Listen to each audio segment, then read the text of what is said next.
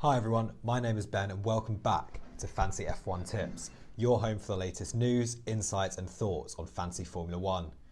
In this video, I'm going to be taking you through my review of the Hungarian Grand Prix. I'll share some news and info in advance of this weekend's Belgian Grand Prix, and I'll show my current plans for my Fancy F1 team. Let's get into it. So Hungary ended up being a great week for my fancy team with a total of 337 points, lifting me in the overall rankings from 331st to 59th overall, thanks to my last minute call of taking a -4 point hit to bring in triple McLaren. This leaves me 62 points off first place and 30 points off the top 10. I have, however, already used my triple captain and limitless chips during previous sprint weeks, which have helped my rank. I'll discuss this a bit more later on. Let's look at the team in a bit more detail. So Verstappen with the turbo boost doubled his 46 points to 92, another first place finish and fastest lap making him the highest point scorer of the week. Sergio Perez scored 39 points this week with 6 overtakes on his way to a podium, also earning him driver of the day, which is a 10-point bonus for Fancy Formula 1. Lando Norris was my last minute transfer in for the 4-point hit. His second place finish earned him 29 points, which compared with Alonso's 7 was definitely an upgrade worth taking a hit for, and helped my rank increase this week.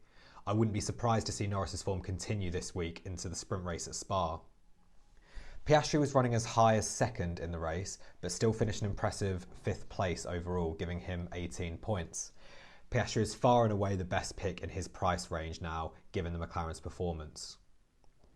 Ricciardo, who I transferred in for Zhou, managed just 2 points on his return to F1. However, given him, Sargent and Hulkenberg were the only budget options I could afford, this was still the highest score I could have achieved. Ricciardo did, however, have an impressive performance in the race, dropping from 13th on the grid to 18th on lap 1 after he was hit by Zhou. He then had an impressive drive to get back up to 13th place, suggesting his racecraft could bring in further points in the future. 95 points for Red Bull, including fastest lap and fastest pit stop this week. With 12 wins in a row, they remain the best constructor to have in our fancy F1 teams. And finally, McLaren getting 62 points, surpassing all other budget teams by over 40 points. This was another successful transfer for this week, bringing them in for the now underwhelming Aston Martin. Let's now look at the preview for this weekend's race at Spa. First thing to note for this weekend is the price changes. Some more increases this week with McLaren, Norris and Piastri increasing 1 million each. If you haven't yet switched your Aston Martin to McLaren assets, it may be more difficult going forwards with the budget constraints. There is now a 3.2 million difference between having all drivers and the constructor for McLaren versus for Aston Martin. I would prioritise bringing in McLaren as a constructor due to them getting the combined points for Piastri and Norris, but I'd overall recommend having as many McLaren assets as possible for this race week. Now, onto the Spa-Francorchamps track. Spa is known for its high-speed corners and multiple overtaking zones. This means two things. Firstly, expect Red Bull, McLaren and even Williams to be performing well, similar to Austria and Silverstone. Logan Sargent in the Williams earned 25 points across those two races and could be a budget option to consider this week. Secondly, cars that qualify low will have opportunities to overtake and earn points this week, so there's a chance that even Perez could outscore Verstappen if he continues his poor qualification form before carving through the field on Sunday, like we saw this week in Hungary. Finally, it's a sprint week, so watch out for the deadline at 4 PM on Friday this week rather than the usual Saturday. Also, with an additional qualifying and sprint race on a Saturday, there are also extra points up for grabs this week, and so it's a great chance to use one of your remaining chips. Let's have a look at which would be the best chip to use this week. So in today's area of focus, we're going to have a look at what the different chips are in Fancy Formula 1 and when to use them if you still have them available. The first chip we'll look at is the Limitless chip. This chip allows you to pick a team of unlimited budget for one race week only, before returning to your original team the next week. This is your chance to fit Verstappen, Perez, Hamilton, Leclerc and Norris into your team if you so wish.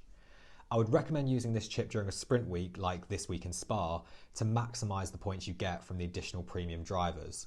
I used my Limitless chip in Austria to bring Verstappen, Hamilton, Perez, Alonso and Leclerc into my team alongside both Red Bull and Mercedes.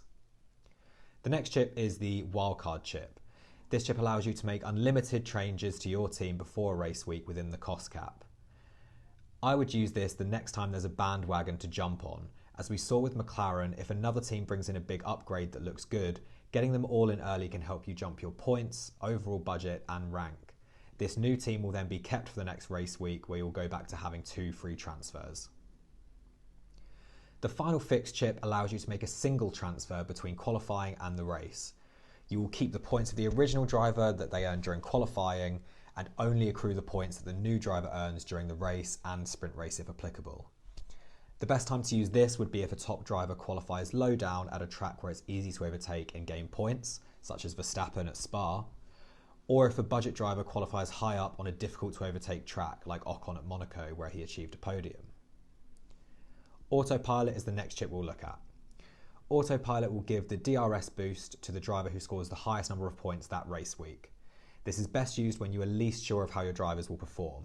This could be on a wet weekend or if another team catches Red Bull and we become less certain of a Verstappen win every week.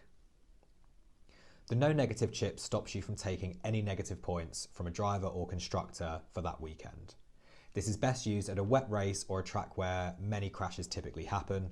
An example would be Singapore later on in the season, or Monaco and Jeddah being previous options that drivers may have used their chips on. Finally, extra DRS gives a 3 times boost to a driver of your choice's points. This is separate to the DRS boost, which you have every weekend to double a driver's points. Therefore, for example, you could have 3 times Verstappen's points and 2 times Perez's points for one race weekend. This should be used at a sprint week or where a top driver like Verstappen is starting far back on an easy to overtake track. Again, the examples here would be Interlagos in Brazil or Spa in Belgium.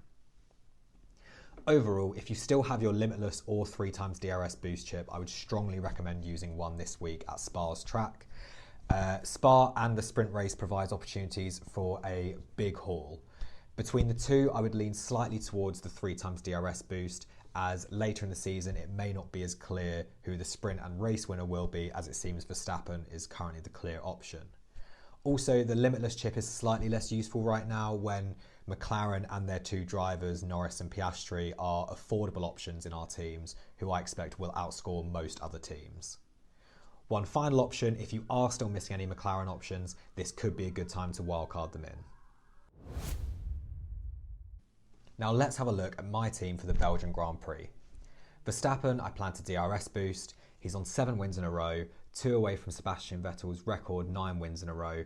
Could he beat it in the next few races? If you still have your 3 times DRS boost, I would strongly consider it this week to maximise Verstappen's points from the sprint and from the race.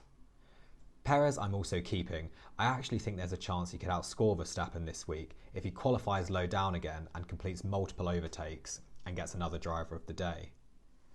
Norris and Piastri are both must-haves at this point if you can afford them.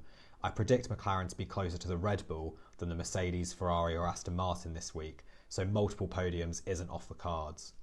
Do bear in mind though there may be a small bit of bias on that prediction itself. I'm thinking of bringing in Logan Sargent this week due to the Williams' strong performance in the similar high-speed corner track of Austria, which could bring in some strong points if Logan qualifies low down and then makes some overtakes across the weekend. However, Ricciardo had a good start this week in Hungary, and keeping him would give me the option to make 3 transfers in the next race. I'll have a look at the data in FP1 before making my final call.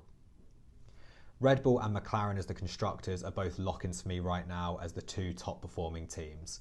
As I mentioned earlier, if you're currently without them, I would prioritise bringing in McLaren this week, who have scored 130 points in the last 2 race weekends. So that's my team for the Belgian Grand Prix. Thanks for watching the video this week. Don't forget the deadline is Friday afternoon, and so there won't be an opportunity to review F1's practice performance stats beforehand. Let me know what chip, if any, you're using this week and who you plan to use them on.